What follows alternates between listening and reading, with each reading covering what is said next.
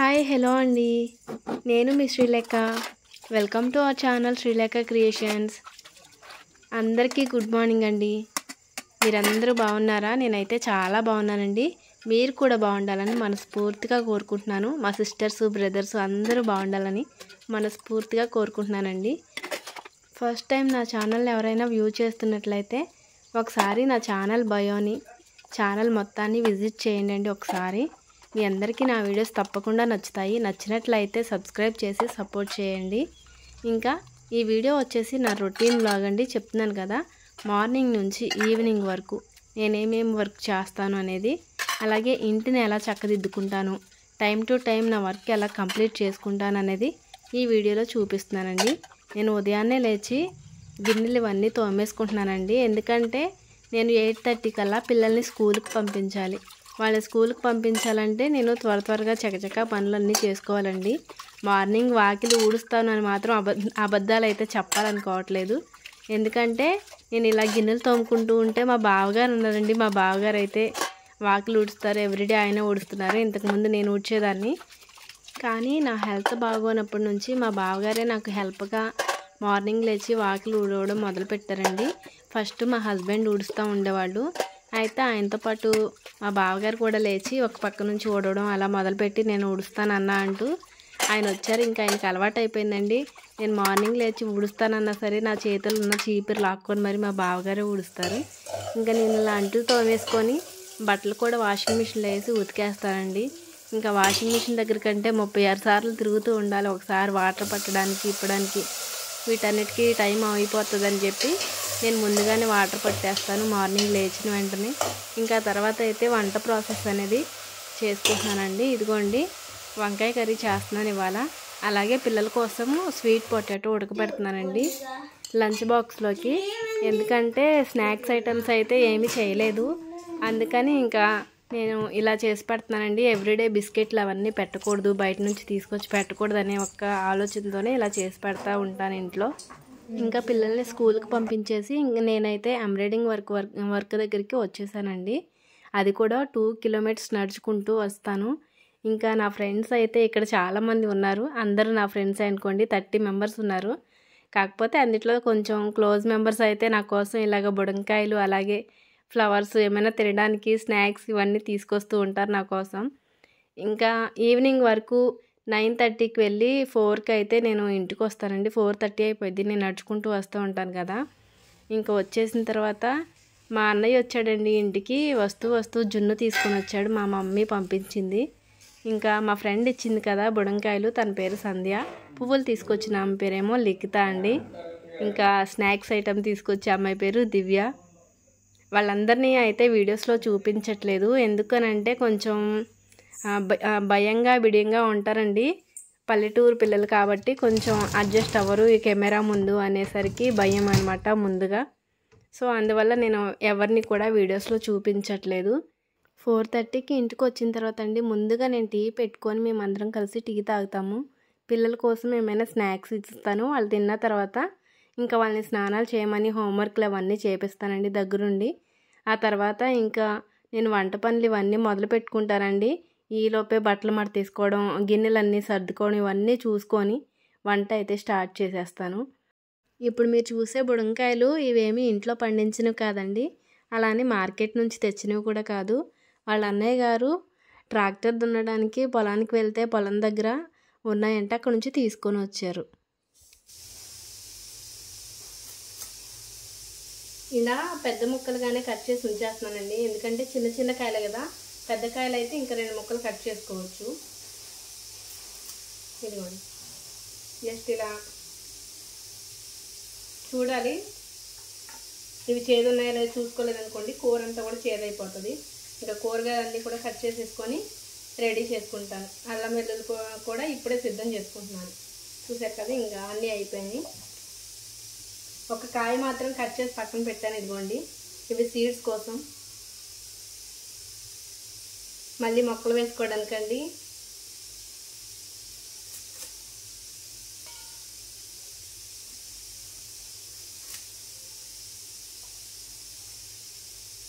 మొత్తం రంగు వచ్చేసింది కాబట్టి ఒక్కటి కూడా చేదు రాలేదు.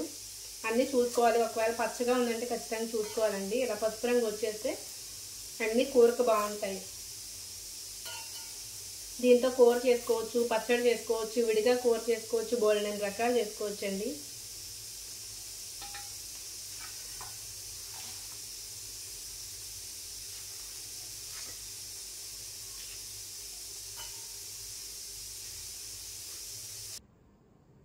బుడంకాయ చికెన్ కర్రీకి కావాల్సిన పదార్థాలన్నీ కూడా కట్ చేసి పెట్టుకున్నాను. చూడండి ఒకసారి.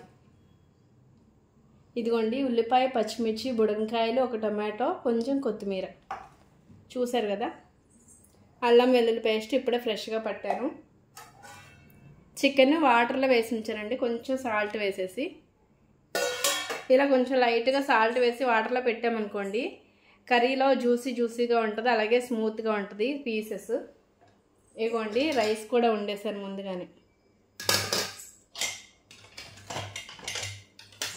ఇంకా ఇదైతే మా అర్జున్ గారి రైస్. మాతో పాటు వాడికి కూడా చికెన్ కావాలి కదా, అందుకని.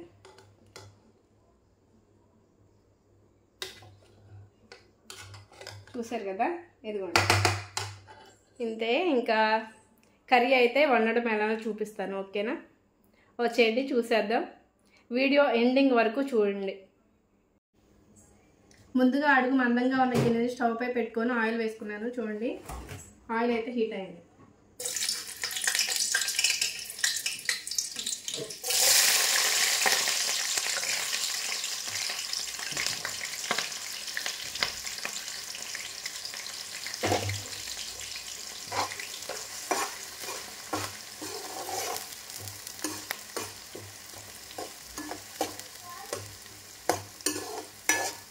కొంచెం గోల్డెన్ కలర్లోకి వచ్చేంత వరకు వేయించుకోవాలి.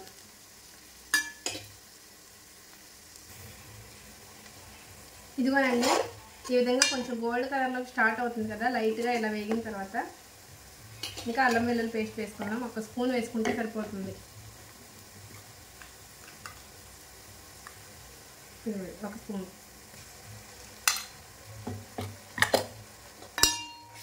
ఎక్కువగా వేసామంటే కర్రీ యొక్క టేస్ట్ అయితే మారిపోతుంది. ఇంకా దీనిలోకి మనం మసాలాలు కూడా ఏం వేయాలి. ఇది కూడా బాగా వేగేంత వరకు కలుపుకోవాలి.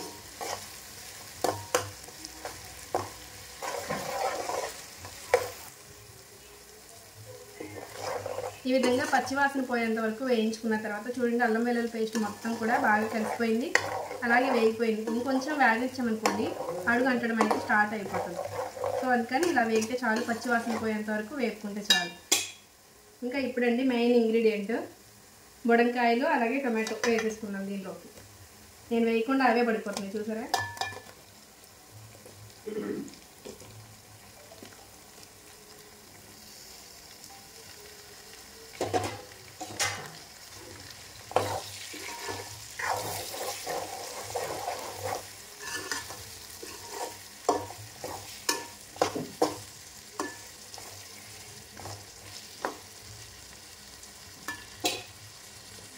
ఇదే టైంలో కొంచెం సాల్ట్ కూడా వేసుకుందాం, రుచికి సరిపోయేంత సాల్ట్.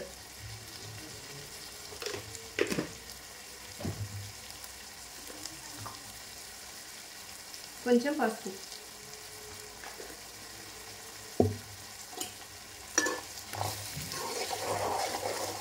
బాగా కలుపుకోవాలి. ఒక 2 నిమిషాల వరకు మగ్గనిద్దామండి.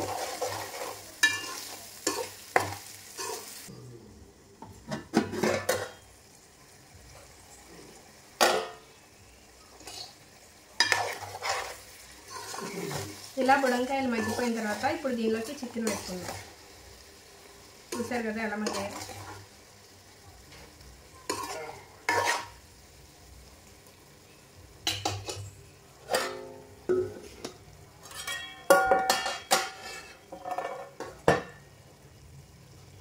ఇదిగోండి, వాటర్లోంచి తీసి వేసుకోవడమే.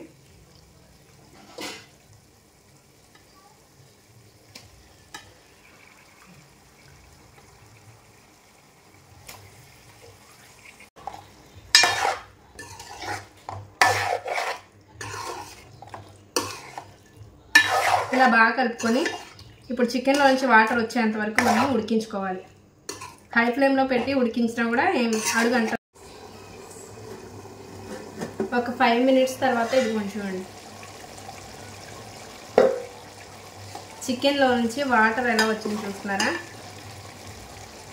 జ్యూసీగా.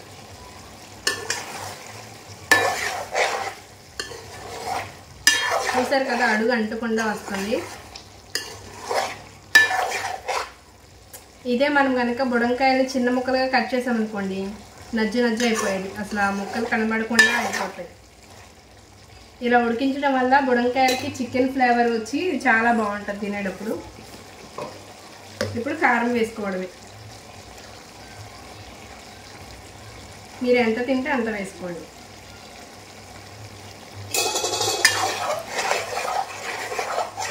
చూసారు కదా, ఇలా కారం వేసేసుకొని ఇంట్లో చేసుకున్న మసాలా ఇవ్వండి. కొంచెం మసాలా, చికెన్ మసాలా అలాంటిది ఏం వేయట్లేదు. వేసామంటే దీని యొక్క ఫ్లేవర్ పోతుంది. ఈ మసాలా ఎలా తయారు చేసానో కూడా నేను మీకు ఒక షార్ట్ వీడియోలో చూపిస్తానండి.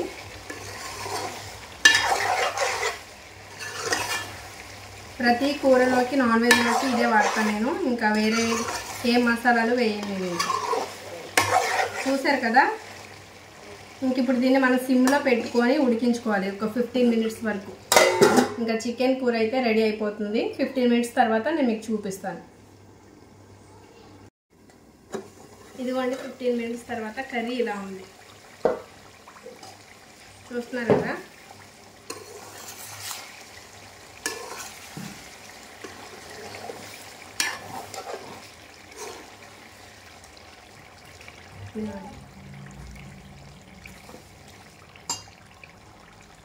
ఇప్పుడు కొత్తిమీరని ఇలా పైన గార్నిష్ చేసుకుంటే సరిపోతుంది.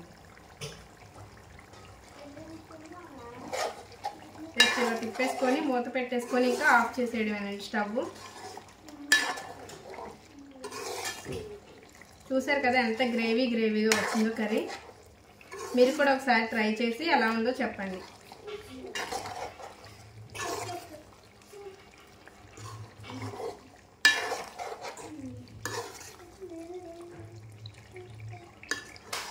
బుడంకాయ చికెన్ కర్రీ సూపర్ అంటే సూపర్ ఉంటుంది. ఖచ్చితంగా ట్రై చేయండి.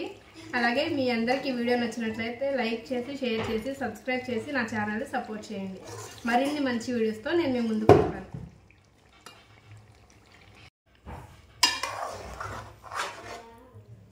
బుడంకాయ చికెన్ కర్రీ ఇదిగోనండి. కూర ఎలా చేయాలో వీడియోలో చూపిస్తాను.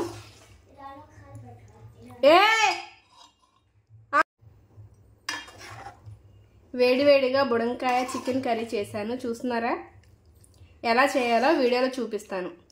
ఖచ్చితంగా వీడియో మొత్తం చూసి ఎలా ఉందో చెప్పండి. బుడంకాయ చికెన్ కర్రీ చాలా చాలా టేస్టీగా ఉంటుందండి. మీరు కూడా ఒకసారి ట్రై చేయండి. ఇంకా వీడియోలోకి వెళ్ళిపోదాం.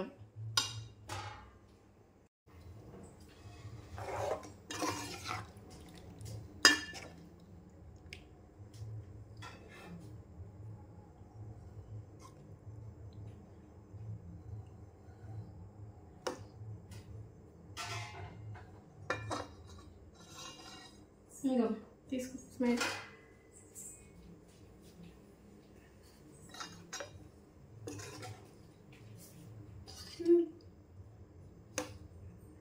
మాట్లాడినా పర్లేదు,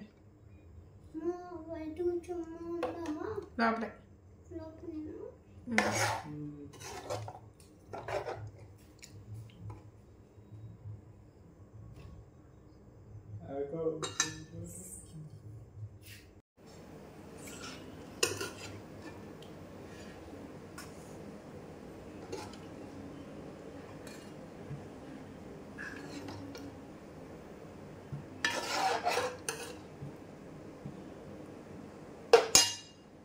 టేస్ట్ చేసి చెప్తాను ఎలా ఉందో.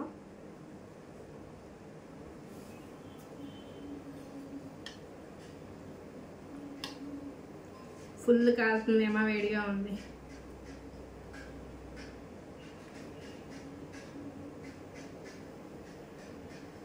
ఇది ఇలా నోట్లో పెట్టుకున్నాను అనుకోండి, నాలుగు కాలిపోయింది అంతే.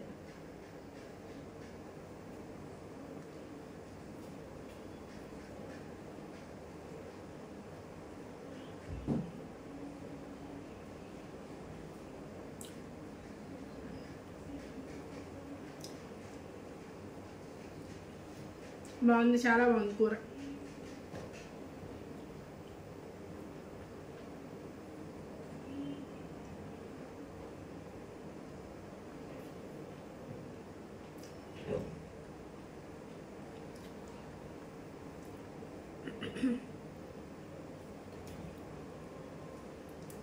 మనం నాన్ వెజ్ తింటున్నామంటే 4-3 పీసులు మాత్రమే తినాలి, మరీ ఎక్కువ తినొద్దు. 2-3 పీసుల కన్నా ఎక్కువ తిన్నామనుకోండి మళ్ళీ నెక్స్ట్ టైం తినాలనిపించదు. మేమైతే కొంచెమే తింటాం. అందరిని చూసి మనం కూడా అది ఫాలో అయ్యామనుకో ఇంకా అలా అయిపోతాం నాన్ వెజ్ ఎక్కువ తింటే.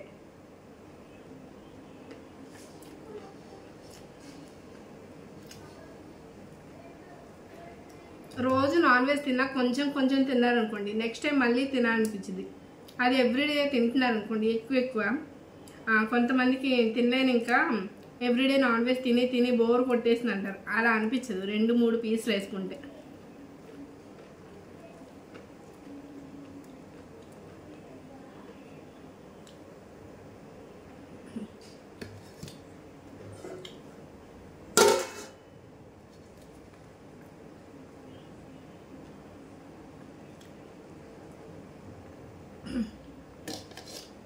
సూపర్ ఉంది, మీరు కూడా ట్రై చేయండి.